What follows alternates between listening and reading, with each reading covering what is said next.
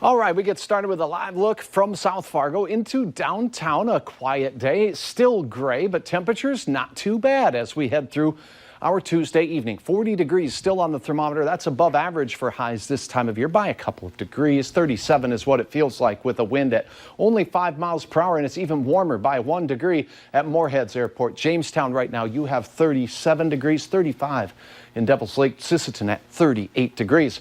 A lot of mid and upper 30s as well as we look into portions of western and northwest Minnesota. Look at Otter Tail County, though, nice in Fergus Falls, still near 40 degrees there as well. A lot of cloud cover across our region. Most of us are socked in with clouds, not much showing up on radar. We do have a couple of blips on the screen here north of the Iron Range in Minnesota. Other than that, that's about it until we look into the big sky country of Montana. Unsettled weather developing there with snow north and rain south. Remember, it's been warm here the last few days, so in the eastern plains of Montana, it's warm enough for rain. All of that activity is moving our way. Here's your hour-by-hour forecast for this evening. Most of us stay dry. Now, I do think there'll be a chance of some low clouds, some drizzle, maybe even a little bit of light mist out there as well in northwest Minnesota. As we head to bed tonight, though, things will change by morning. Here's what you can expect.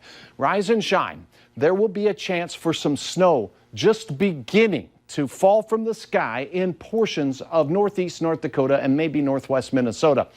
Light accumulations for the morning drive. It does not look impossible to travel at all or anything like that, with temperatures cold enough for snow up north in the 20s, warm enough for rain down south.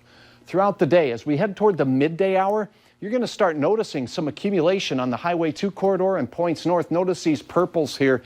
That's some moderate to heavy snow briefly taking place up there along the Highway 2, possibly as far south as the Highway 200 corridor and points north. So by the drive time home, if you're in northeast North Dakota and northwest Minnesota, the snow continues. But notice down here, Southern Valley still has not really begun snowing at all. Warm enough for rain for much of the day. Light rain and snow then beginning late after the drive home. So this will be an impactful system, I think, anywhere along and north of Highway 200 and specifically north of Highway 2. Heading into the late night hours, that's when Fargo, Lisbon, Gwinner, and maybe even portions of Lakes Country will have a chance at getting a dose of snow. Because it begins so late here in Fargo, closer to the 0 to 1 inch scale is what we're thinking. Where you see the dark blues here, a wide area will get between 1 and 3 inches, with a few of us getting a little bit more than that where the heavier bands set up.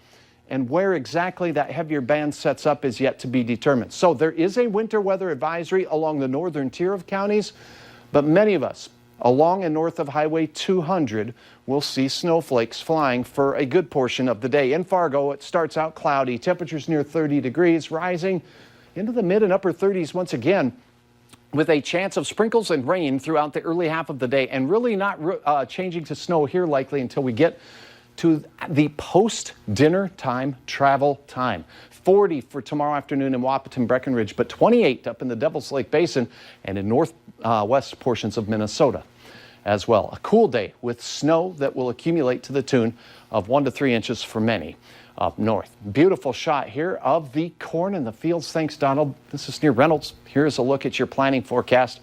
Once we get past this midweek hump or hiccup in the forecast, it's going to be a cold one on Thursday with temperatures that will likely be falling and northern winds. After that, we rebound nicely. Friday, back up into the mid-30s and above average for Saturday and Sunday.